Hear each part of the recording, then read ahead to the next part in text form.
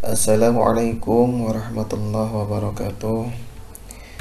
Baiklah anak-anak, bertemu lagi dengan Bapak Ahmad Mudzakkir, Bapak Guru PAI tingkat SMK atau SMA ya, kelas 12. Dalam kesempatan kali ini kita akan membahas tentang bab 4 ya. Baiklah, menciptakan kedamaian dengan bermusyawarah. 2, 3, 4 kompetensi intinya. Kemudian kompetensi dasarnya 1 ya, 2, 3, 4, 5. Oke, ini kompetensi dasarnya. Adapun materi yang akan kita pelajari atau kita sampaikan atau jelaskan: 1. Memahami makna musyawarah dan demokrasi, Surah Ali Imran ayat 159. Kemudian bersikap pemaaf dan demokratis dalam pergaulan dengan sesama.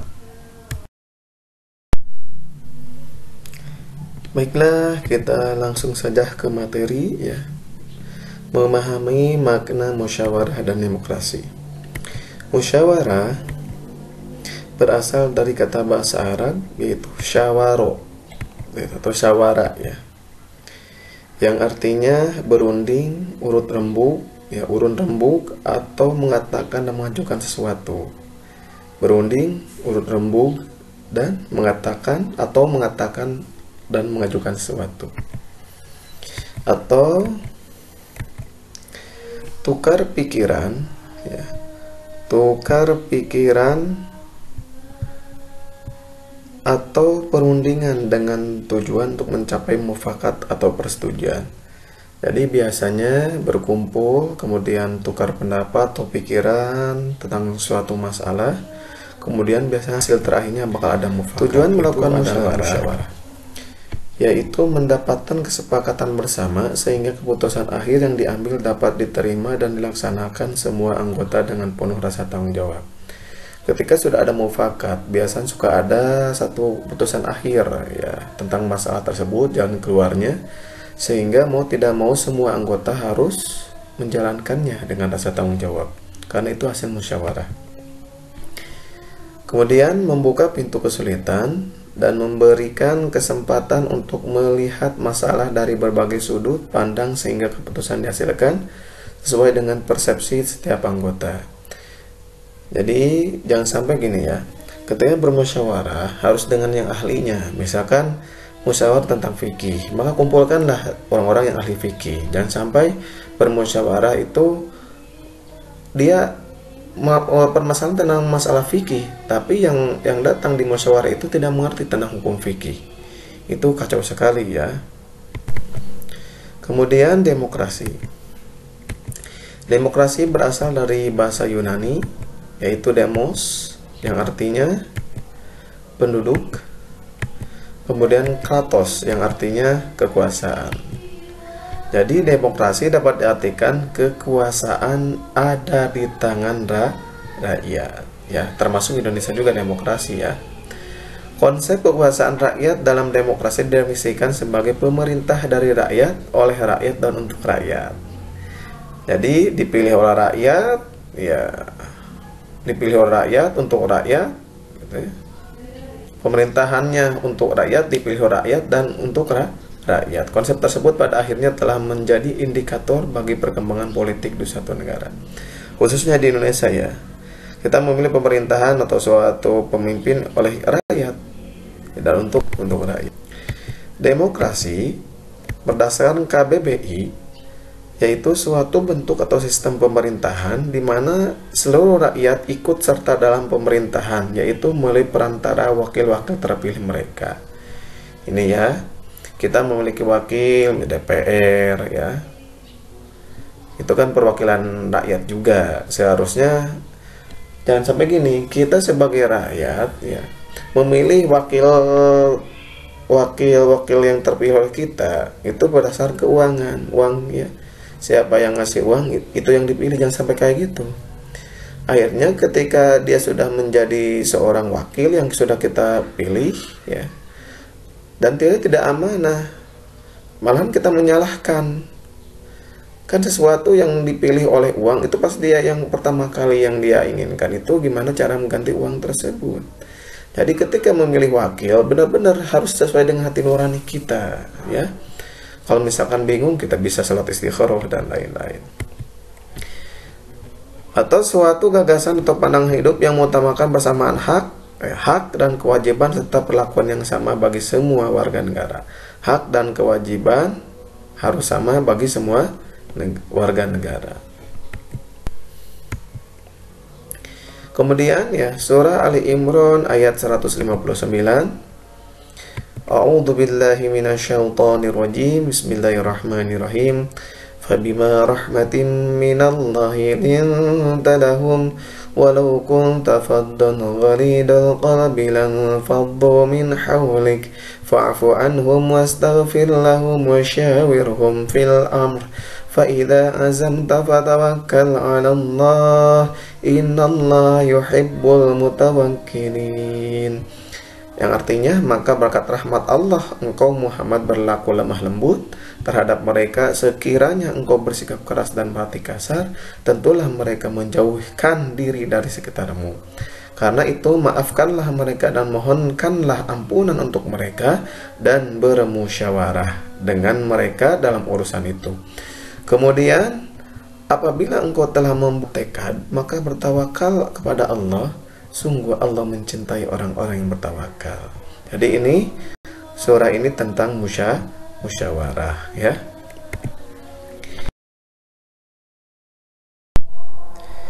Baiklah anak-anak, ini pembahasan tentang tajwid ya. Ya, jadi kalian bisa bertanya ya misalkan ini, atau kalian bisa carilah di informasi di internet atau sejenisnya, atau di buku-buku tajwid yang sudah ditandai ini ya. Yang sudah ditandai kira-kira ini hukumnya apa ya. Bisa kalian catat ya di bukunya apa hukumnya untuk latihan kalian. Baiklah anak-anak, kita akan coba mengartikan kalimat ya. Per kalimat. Fabima rahmatin, maka berkat rahmat, mina dari Allah ya Allah, linta kamu bersikap lemah lembut. Jadi linta itu lemah lembut ya. Lahum kepada mereka, walau kunta faddan, dan sekiranya engkau bersikap keras, ghalidul qalbi keras hati, lan faddu niscaya mereka menjauh, min hawlik dari sekitarmu.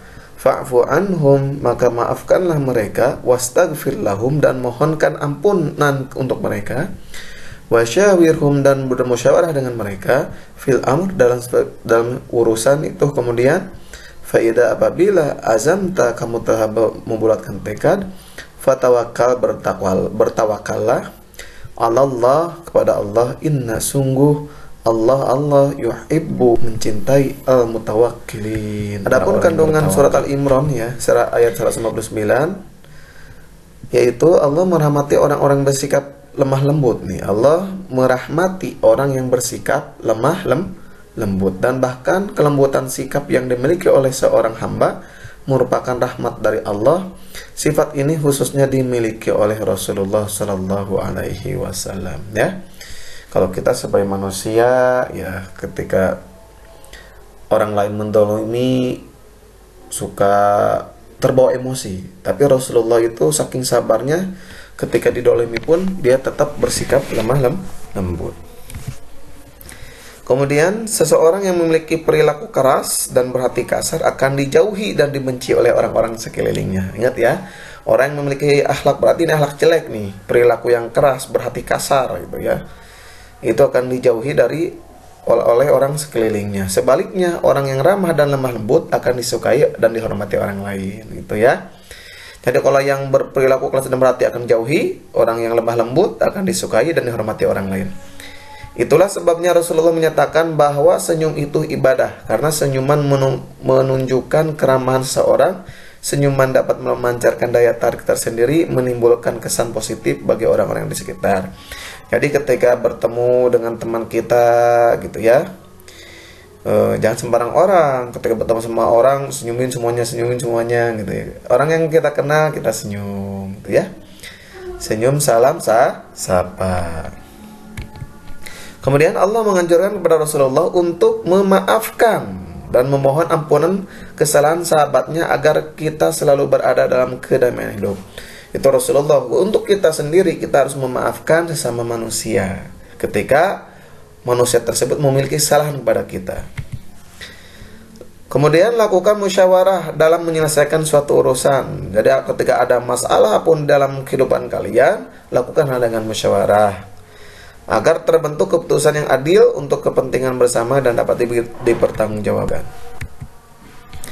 Jika telah bertekad dalam melakukan segala sesuatu dan telah berikhtiar secara maksimal, maka bertawakallah kepada Allah. Ketika kita sudah musyawarah, sudah mufakat, sudah, atau semua yang kita sudah lakukan, maka tinggal satu lagi, ikhtiar sudah ya, berdoa sudah, tinggal satu, serahkan kepada Allah, yaitu bertawakal. Masalah hasilnya terserah Allah. Allah tahu mana yang terbaik untuk kita. Sesungguhnya Allah menyukai orang-orang bertawakal kepadanya, sebaliknya Allah melaknat orang-orang yang menyekutukannya atau musyrik. Allah itu suka terhadap orang yang bertawakal dan melaknat pada orang-orang yang musyrik. Selanjutnya, perilaku yang mencerminkan kandungan surah Ali Imran. 1. Memberikan hak dan kebebasan berpikir kepada orang lain. Jadi jangan sampai dibatasi ya hak dan kebebasan berpikirnya. 2. Mengumpulkan pendapat tentang kebenaran dan keadilan. Jadi pendapatnya ketika orang lain memiliki pendapat, jangan sampai kita larang gitu ya. Apalagi pendapat tersebut pendapat yang kebenaran gitu ya. Silakan untuk mengumpulkan pendapat tentang kebenaran. Yang ketiga, mengadakan perkumpulan di berbagai bidang untuk menegakkan kebenaran dan keadilan. Silakanlah berkumpul. Yang keempat, pemilihan pemimpin dilakukan secara terbuka dan demokratis. Alhamdulillah ya, di Indonesia semuanya terbuka lah ya, terbuka dan demokratis. Oke.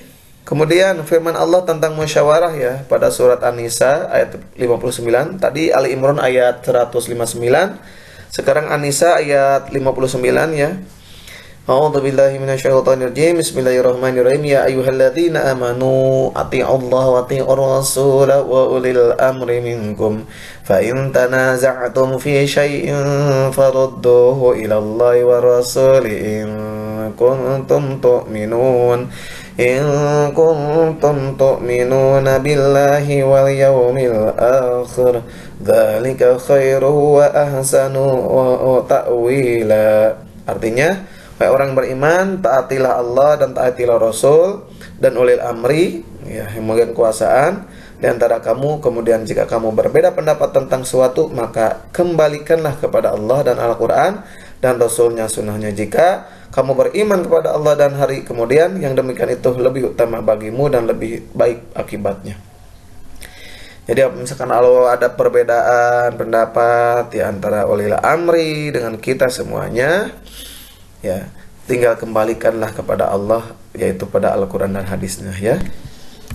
Selanjutnya firman Allah tentang musyawarah ya, tentang Asy-Syu'ara ayat 38. Tadi Ali Imran ayat 199, kemudian An-Nisa ayat 59. Ini Asy-Syu'ara ayat 38. Bismillahirrahmanirrahim. Walladzina istajabu lirabbihim wa aqamu sholata wa amruhum syura bainahum wa mimma razaqnahum yunfiqun.